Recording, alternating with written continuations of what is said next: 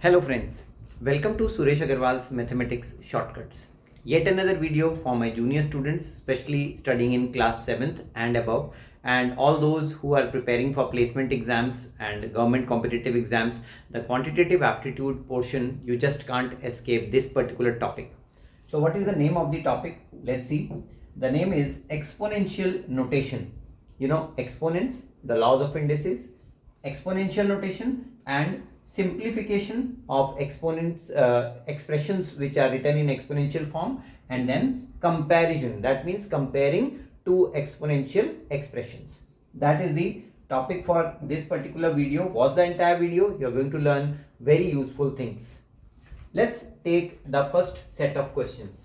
Here we need to compare 7 raised to power 3 and 18 raised to power 2. So all you need to do is to calculate 7 raised to power 3 and 18 raised to power 2, and you will know.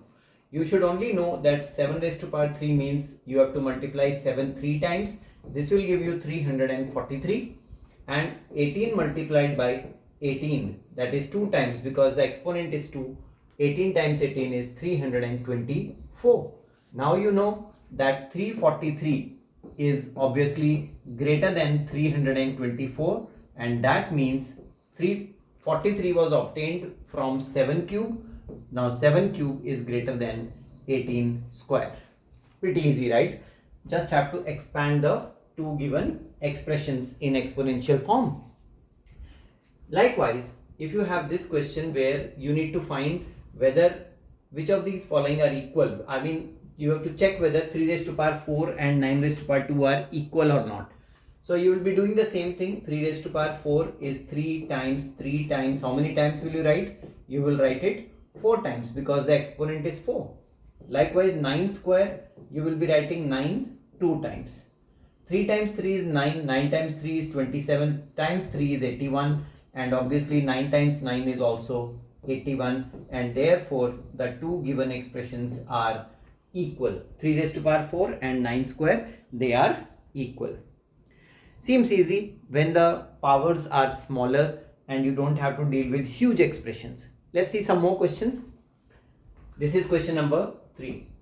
We need to express this number as the product of powers of prime factors. So 1156, we have to convert that into its factors and then write it in the exponential form. So 1156. See, 1156 is it's an even number, right? Because the unit digit is 6, so it is divisible by 2. So I'll start with 2. When you divide 1156 by 2, you get 5, 7, 8. Again, this is even, so divisible by 2, 2, 8, 9. Now 289 is an odd number. It is not divisible by 2 and it is only divisible by 17 times 17. So 17 times 17 is going to give you 289, and now 17 is a prime number, so 17 times 1 is 17. So you have the prime factors. So 1156 can be written as 2 times 17 times 17. From where did I get these factors? These are the numbers which I have written on the left side of this prime factorization process. So how do you write that in exponential form? 2 comes 2 times, so 2 square, and 17 comes 2 times, so 17 square. This is the exponential form of 1156, 2 square into 17 square. Likewise, the exponential form for 2197. So you can do it the similar way which I have done it, 2197. Here we have a number which is odd, so it is not divisible by even numbers, obviously. So you have to start with 3. 3 sevens are 21. 9 also is divisible by 3. 7 is not divisible. So this is not divisible by 3 also. 5, obviously it is not divisible. And then keep on checking like that. You will find that it is divisible by 13. That gives you 169. And then again 13. That gives you 13. And again 13, which gives you 1. So until you obtain 1, you have to keep on factorizing like that.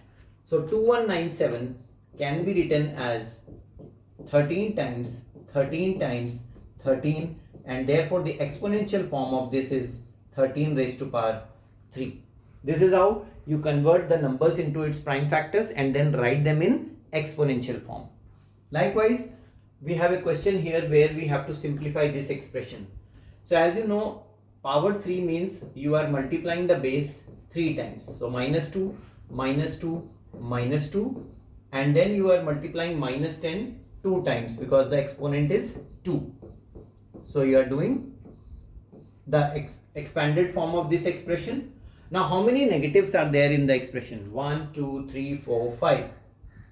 Odd number of negatives always make a negative. That means your answer will be negative. And all you have to do is to multiply the numbers now. 2 times 2 is 4, 4 times 2 is 8, times 10 times 10 is 100. So your answer for the question is minus 800. Likewise, if you have this question number 6 here, you need to compare and find the greater one in the following. So 11 times 10 raised to power 9 and 13 times 10 raised to power 8. The first thing you have to do is to check the number of digits. Obviously, when you compare numbers, you have to first see how many digits are contained in the numbers. The number of digits, the number in which the number of digits are greater, obviously that number will be greater. So here you have 11 followed by 9 zeros. 10 raised to power 9 means 9 zeros like this, 3, 3 and 3. And 13 followed by 8 zeros. So 1, 2, 3, 4, 5, 6, 7, 8. So obviously see one extra 0 is there here. That means this number contains higher number of digits and therefore the first number is the greater one. And therefore 11 into 10 raised to power 9 is the greater number. Friends, these are very basic things about exponents which you have to understand, and obviously the problems at higher level become easy when you have knowledge of such concepts.